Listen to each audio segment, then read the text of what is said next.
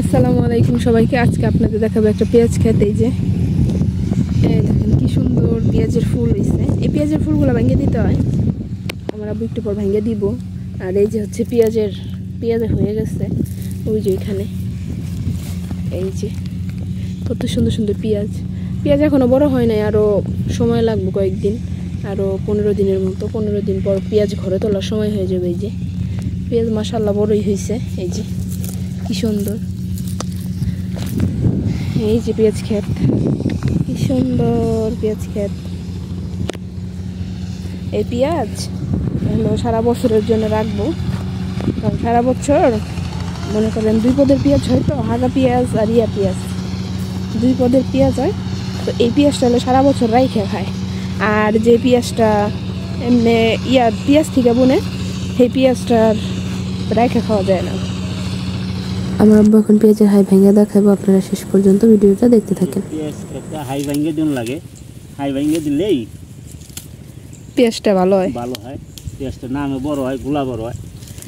কিন্তু পেঁয়াজের হাই তো ভাঙ্গে নাই।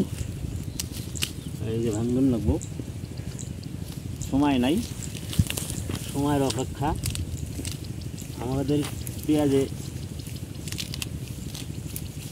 এই যে এমনি হাই ভেঙে দিন নেবো। পেঁয়াজ কত মাশাআল্লাহ সুন্দর হয়েছে, পেঁয়াজের ইয়াও ভালো হয়েছে। হাঁসের কাছে এটা নিয়ে দিন নেবো, নিয়ে দিলেই আপনারা হাঁসেরই রান্না করবো।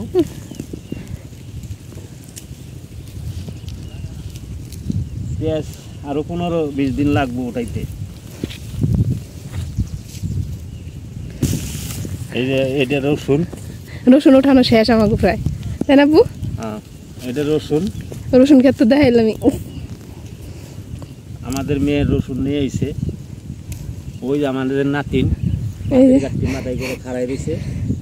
আমাদের নাতিনের এই রসুন বেঁচে তার বিয়ে দিন, যদি আল্লাহ ভালো বাঁচাই রাখে। আমার নাতিনের বিয়ে দিব আরো 10 বছর পর। আপনারা লাইনে থাকেন, লাইনে থাইকে আমার নাতিনের বিয়ের টাকা পয়সা জোগাড়। হ্যাঁ ইনশাল্লাহ। রসুন ভালো না থাকলে কি টাকা থাকবো? দাও ওই রসুন দি বাড়ি নিয়ে যাই আমি। দাও আর হ্যাঁ দাও। আর ওই যে আমাকে ওই জায়গা পানি দিতেছে মেশিন দিয়ে। এটা আমাকে ভুট্টা ক্ষেত।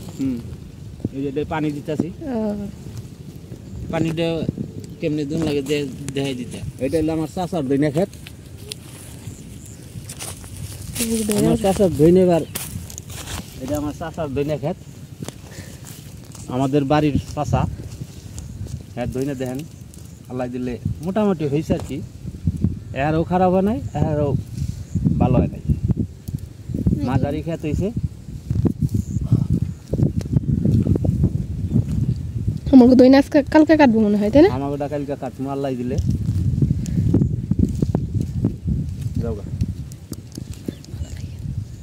আপনারা ভালো থাকেন, সুস্থ থাকেন, আর মাঝে মাঝে আমাকে নিয়ে একটু সাবস্ক্রাইব করেন।